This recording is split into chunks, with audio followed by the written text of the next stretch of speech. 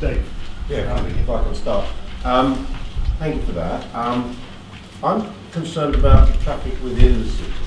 How does this take care of traffic within the city? For example, I was late today. I cycle up Mill Road. That's my journey. It takes me 10 minutes to get to the city centre. But Mill Road was jammed with traffic and I couldn't even get through on the cycle. Now, how is that system going to take care of the internal traffic within the city? It's a very good point, and supposedly 20,000 people drive from within the city to another point within the city, and we do need to reduce that. And that does require complementary measures. Smart traffic management is really about controlling the volume and the rate at which traffic enters the city. There's a list here of the various sticks and carrots that we would want to see applied in order to incentivize people not to move, not to travel around the city. That includes interrupting orbital routes in order to make it, as Nigel was talking about, you make it more difficult for people to drive where cycling is a perfectly acceptable alternative. So you only drive when you really have to, when you've got to carry something heavy, and then you have to go a longer route. So you disincentivize that. We've talked about workplace parking, tax workplace parking, restricting movements at junctions. So in other words, on the arterial roads, we restrict the turns that are permitted so that we have less congestion there, and it's less convenient for people, residents, to move about. But some of the carrots are things like having a school's transport coordinator, having somebody at the council that all the schools feed into, and they are responsible for mapping out the routing of the schools' transport, schools' buses. This is state and private schools. And because at the moment some of the private schools are trying to work together on this, but it really needs someone to coordinate it.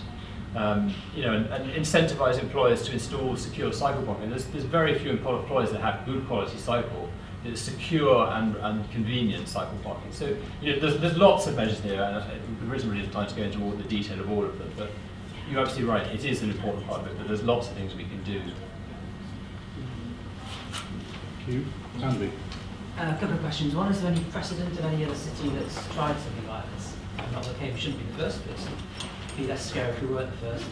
I guess actually three then. Second, you might have wrote down, is it's not so much me getting in, it is getting out this time of year, which became the absolute nightmare. So how does this work? Looks like your gates are coming in rather than going out.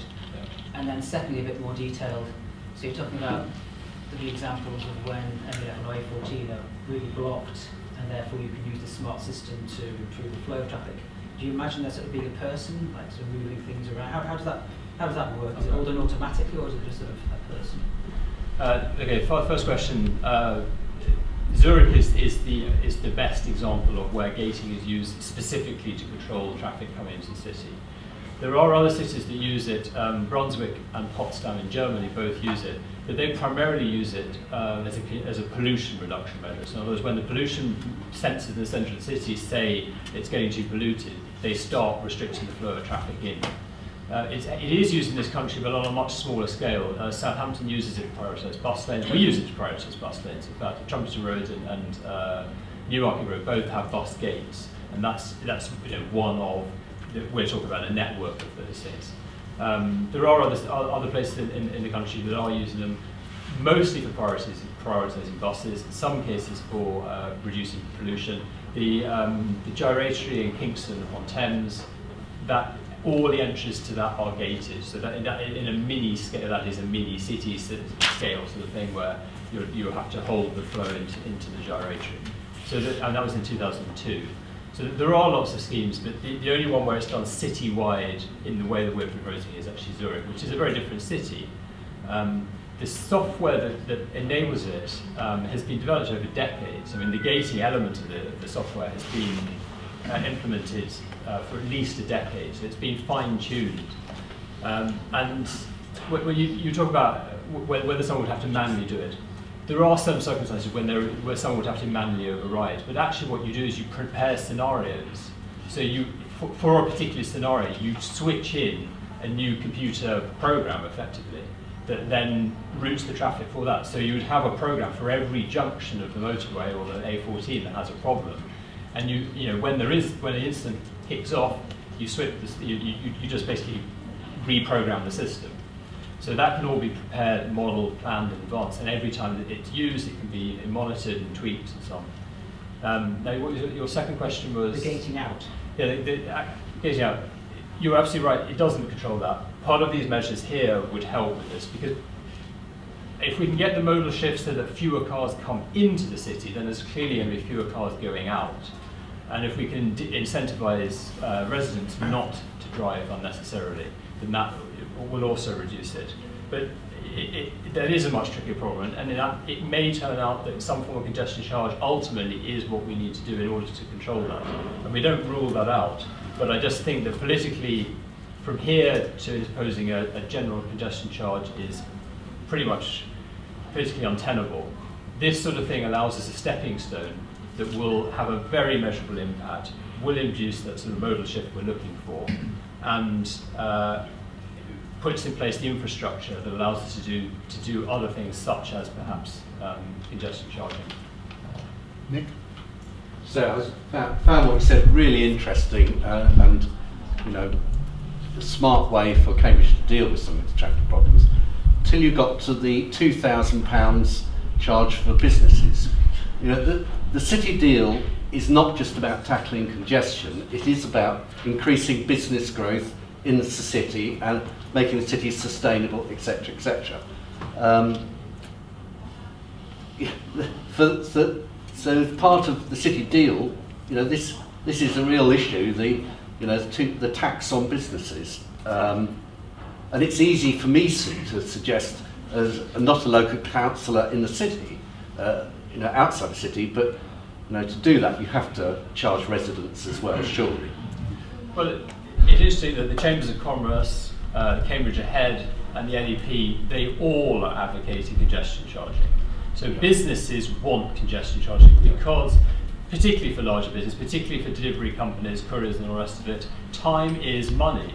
So therefore, being able to pay a fee that saves you 20 minutes every day of your journey into the city is worth paying, because actually, it's a small amount of money compared to the revenue that it potentially, the efficiency gain in the business.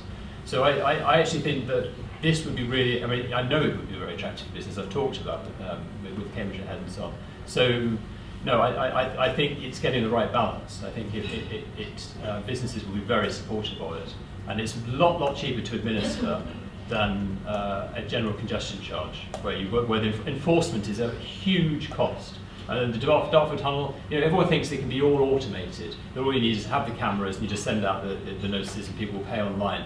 The fact is that a significant proportion don't understand how to use the system or deliberately don't pay. 8% of the people who are crossing the Dartford Tunnel do not pay and have to be chased. And that requires a lot of administration and then legal action and chasing, you know, people in foreign jurisdictions and so on. So congestion charging is not something to be entered into lightly. Something like this, where it's all pre-arranged, where you purchase your pass from the council for a particular registration number, then you can go through. It's a lot simpler to administer. Roger. Thank you. I was interested at the beginning with the traffic management, and yes, I should think things may be able to be done differently as far as traffic lights, etc. But actually, no traffic management is actually an option, which I think we should look at. Quite often, when traffic lights aren't working, traffic flows a lot better than when they are working. So thank you for bringing that up. The question I really have for you is that some places that have implemented bus priority, etc., are actually now getting rid of it because it holds up the traffic too much, and there's too much queues, and it actually isn't doing the job because the number of people that are going on the bus is disproportionate to the amount of people holding up now on the road. And every time a traffic signal kicks in, like I just said, it's more and more delays. So how are you going to ensure that there isn't any queues backing up on the M11 or the A14? Because Cambridge is surrounded by this major network of roads, and when Cambridge itself is quite close to this major network. And as soon as we start saying, right, we're going to queue there, I mean, there's already queues, and I hate sitting in those queues on the M11 when trying to get off the M11 in the mornings. How are you going to avoid that? Well, I mean, there's two things to say. One is that by putting the queues on the outskirts of the city, you don't gridlock the city, and that's what causes the really serious delays. Once the traffic is building up within the city and is blocking junctions, then it becomes incredibly difficult to get the traffic moving again. So this is the amount of traffic that there's going to be sitting in queues outside the city will be less, and the journey times will generally be better than now. But all of this is to incentivize a modal shift. So at the end of the day, we have to reduce the number of private cars that are coming into the city. And this is one mechanism that will make it really clear, give people a really clear choice that if we've got a network of park and ride sites and an option to queue in, and we have to build a little bit of extra capacity outside the city for those queues. But it's very, very clear then. You come off the motorway and you see, I can either sit in the queue for 20 minutes or I can get on a park and ride bus. Rather than chancing it, which is what people do now. They'll come and sit, they don't see the congestion, they don't know how long they're going to have to wait, and then they drive half a mile in the city and then they get stuck in the queue. And then they go and block a junction and then it causes gridlock. So it will, the reason that the gating, when it's done piecemeal, doesn't work is simply because it is, traffic transport is an integrated system. You can't just modify one bit and not look at the way it's going to impact everything else. You have to do it all together, and then you will get the benefits. Can I just Michael, come back on that I'm sorry, very we're quickly? really pressed for time, Roger. Okay. Michael. Roger's partly asked my question, was how you're going to cope with the peripherals. To my mind, the most of the congestion is actually on the outskirts, not in the centre. And so if you're going to have this queuing area, you're going to back up onto the A14 in many places. And this happens already at times, and this will make it worse. Well, it does make it worse because we will build some additional road capacity. But rather than building a bus lane all the way into the city centre, we build an extra kilometre of road outside the city where it's a lot cheaper and the impact is lower to create that additional queuing space. But by by making people queue there rather than not being able to anticipate exactly where they're going to be able to queue and causing more problems by queuing. Because although you may be right that in the city centre, because of the core traffic scheme, congestion isn't such a big problem right into the city centre, it is what causes the queues on the radials, because it's the congestion at a roundabout or traffic lights on sort of the inner ring road that causes the congestion on the radials. So that's where you experience it, but the problem is further in. So it's the point is, that's why it's called queue relocation. It's taking some of the traffic out of the city centre, pushing it up to the other side, and incentivising the modal shift that ultimately reduces the number of cars trying to get into the city.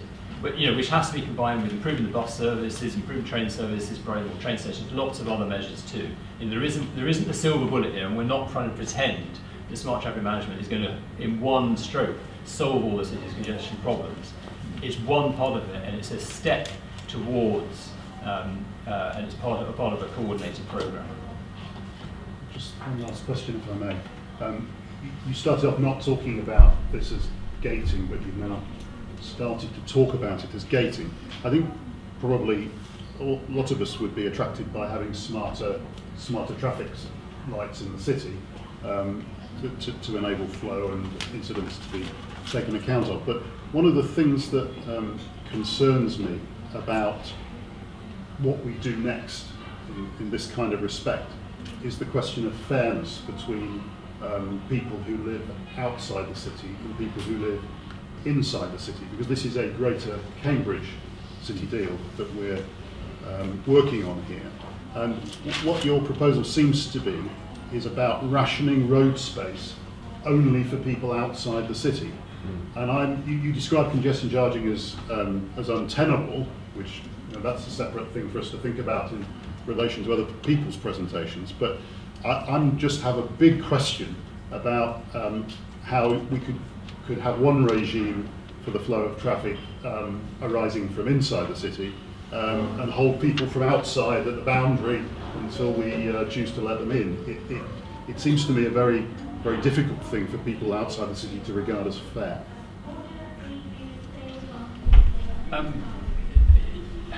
don't think there's not going to be a solution that is not going to make some people have to change their habits in a way they don't want to. And you're absolutely right, it has to be fair. We have to make sure that people in the city pay a penalty, if you like, that they also reduce their car usage. And that's really what this, 11 options on the slide behind you, which together would achieve that in terms of incentivising people for and against, for alternatives and against using their car. But it's not rationing road space. In truth, the journey time for people coming into the city who need to would not be greater. That's why it's called queue relocation. It just means that they wait in a different place where the impact is less. So it's not actually penalising people outside the city. It's simply regulating the traffic in such a way that it means that within the city can run better, and particularly so that the buses can run better, that they become more attractive to people outside the city, and in conjunction with reorganising the way the bus services are run, more people can choose that. So there's lots of people who drive in the city who don't want to drive in the city. It's not that everyone's in love with their car, it's just they don't see an alternative. So as I say, it's not a silver bullet, but in conjunction with all the other things, I think it means we don't need to build the bus lanes, and we can achieve the improvements in transport links and decongesting the city. And even if it's just to trial it, the upgrading the traffic signals doesn't commit us to doing smart traffic management, it enables us to do it. And so we can trial it in various different ways and do it in various different places. And if we decide it doesn't work and we have to do congestion charging, that's fine. But we've not wasted any money because that investment will still pay off in terms of moving the traffic through the city better. Edward, thank you very much indeed.